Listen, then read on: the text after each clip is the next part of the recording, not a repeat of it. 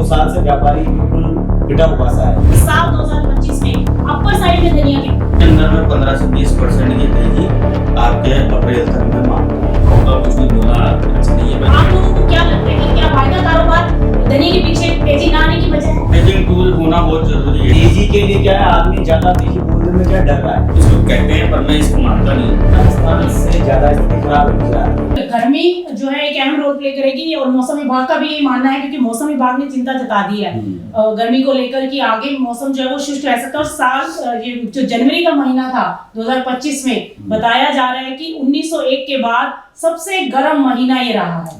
कि जैसे कि हमने बताया कि हम तीनों का लमसम 1-1.5 करोड़ बोरी के आसपास, मतलब 1.5 करोड़ बोरी, कोई 10 लाख बोरी ज्यादा है, कोई 10 लाख बोरी कम है उत्पादन है। एक धनिया में मैंने काफी टाइम से देखा है सिनेरियो कि जब ये धनिया 80 रुपए से लेके लमसम 100 रुपए की रेंज में भाव रहता है ना, तो भारत को 1.5 करोड़ बोरी धनिया आराम से खर्च जाता है। हम ये मानते हैं कि अगर मान लो यहाँ से तेज नहीं हुआ बाजार किसी भी प्रकार से, पूरा साल 80 से 100 के बीच में चलता रहा और ये 1.5 करोड़ बोरी खपत में चल गया पूरा, इस भाव में 1.5 करोड़ बोरी खपत में आराम से आता है। खपत कम कब होती है? जब धनिया 120 रुपए की रेंज पे चलता है, तब 10-20% खपत कम हो जाती है, क्योंकि उसके सब्स्टिट्यूट है कुछ बाजार में आजकल सब्स्टिट्यूट जंगल वगैरह पिसती है। पर अब उसका भी प्रयोग कम हो गया कि गवर्नमेंट ने बहुत सख्ती कर दी है। वो पहले तो 10-20% पूर्ति कर देता था, वो 5% से 10% पे पहुंच चुका है, क्योंकि बहुत सख्ती हो चुकी है फूड सेफ्टी वालों की। तो आप ये मानिए कि अगर 80 से 100 रुपए बाजार चलता रहा, किसी वजह से तेजी नहीं आती है, तो जो अगले 2025 के बाद 2026 में बुआई होगी, तब तक हमारे पास माल नहीं बचेगा। 80 से 100 रुपए की रेंज में ये जो 1.5 करोड़ बोरी है आराम से खपत में चल जाता है।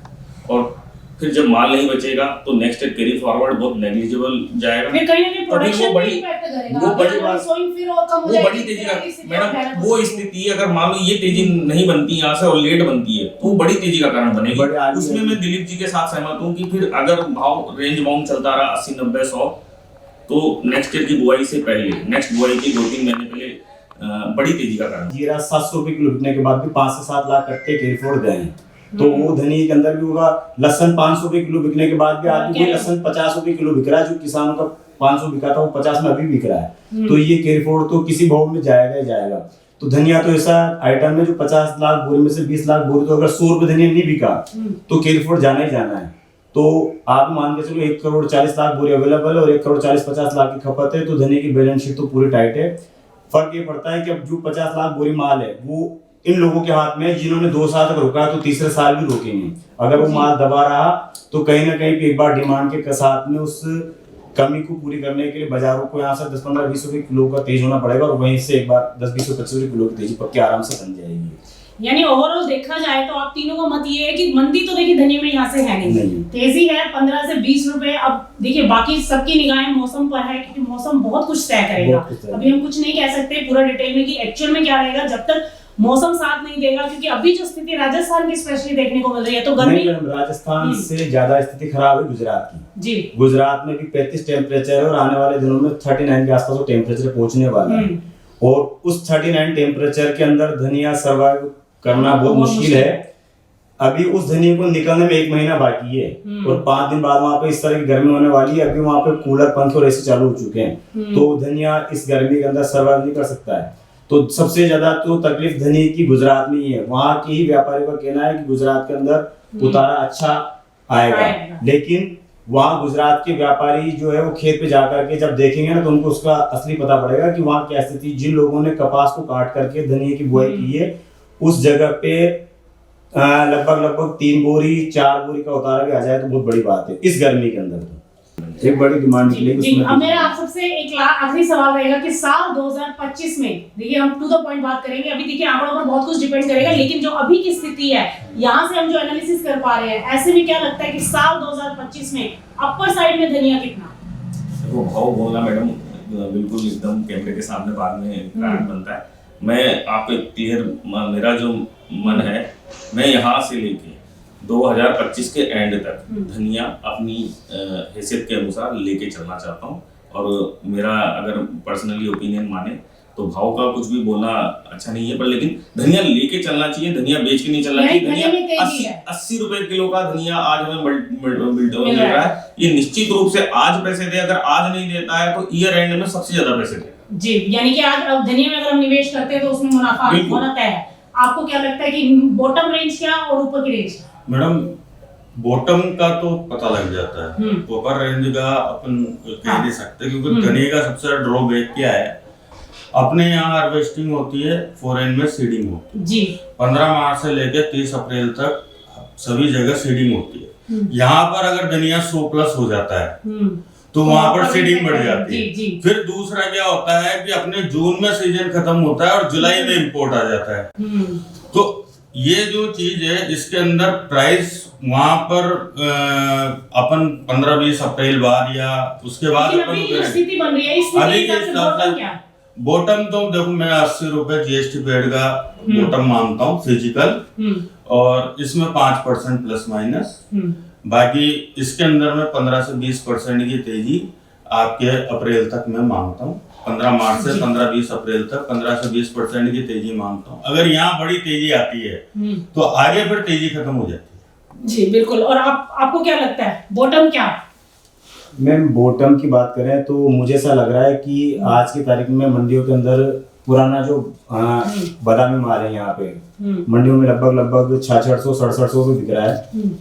इस भाव में नया माल नहीं मिलेगा। इस भाव में आदमी को जो पुराना माल मिल रहा है यही मिल रहा है, नया माल इस भाव में मिलेगा नहीं। और रही बात अगर आप एनसीडीएक्स करते हो तो एनसीडीएक्स में आज 82-82.5 रुपए के आसपास भाव है। इसमें कभी यहाँ से 2 रुपए किलो निकल जाए, 3 रुपए किलो निकल जाए तो कोई बहुत बड़ी बात नहीं है।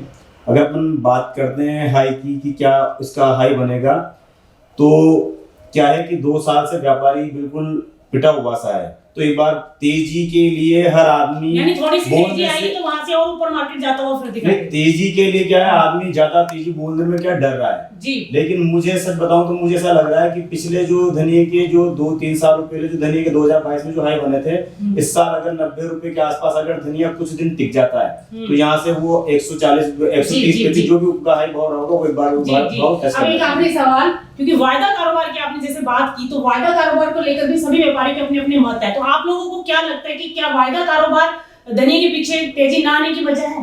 छोटा सा इसके कमेंट करूंगी। ये मैडम क्या है कि कुछ लोग कहते हैं पर मैं इसको मानता नहीं हूँ, क्योंकि वायदा कारोबार ने जीरे को 600-700 रुपए दिखाया है जी, 200 रुपए हल्दी को दिखाया है, कई बार धनिया को 130-140 रुपए दिखाया है।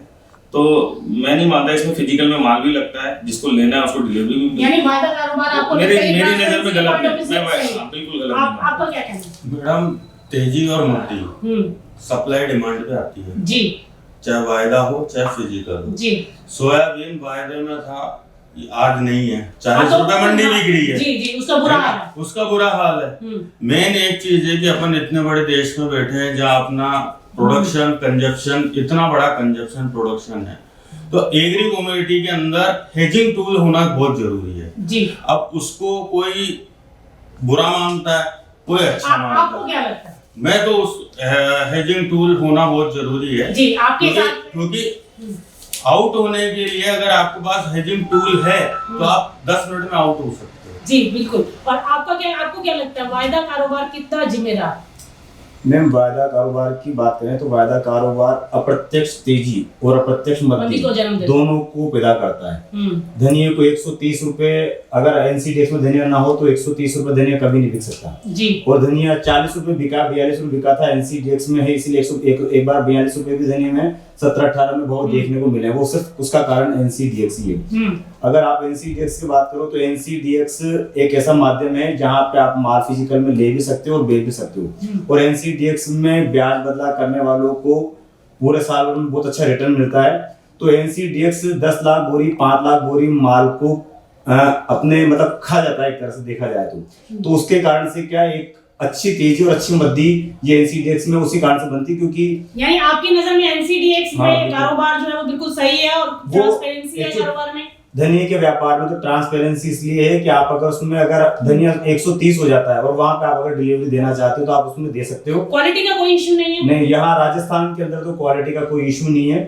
गुजरात के अंदर हम लोगों ने सुना है, देखा नहीं है, लेकिन गुजरात के अंदर हमने जरूर सुना है कि गुजरात के अंदर आज भी नए और पुराने धनिये के जो व्यापार हो रहे हैं ये नए पुराने माल लेकर के वहां पे भी लगा देते हैं, और जैसे एनसीडीएक्स खुलता है तो वहां पे ये नए पुराने मालों को मिक्स मालों को डीमेट में लगा देते हैं। वहां पे लोग बाग जो व्यापारी है वहां के, अब उनका क्या समूह है, कुछ व्यापारी समूह जो मिलकर के काम करते हैं। यानी ओवरऑल आप वायदा कारोबार से खुश है कि वायदा कारोबार जो है जी एनसीडेक्स के अंदर अपने पैरामीटर से माल उतरता है जी और पैरामीटर से डिलीवरी जाती है। जी आज तक अभी तक कोई ऐसा कोई बड़ा इशू नहीं आया कोरिडोर के अंदर। 2008 से एनसीडेक्स में 2008 में लॉन्च हुआ था धनिया, और 2008 से लेकर के आज तक कोई बड़ा ऐसा मेजर इशू आया नहीं।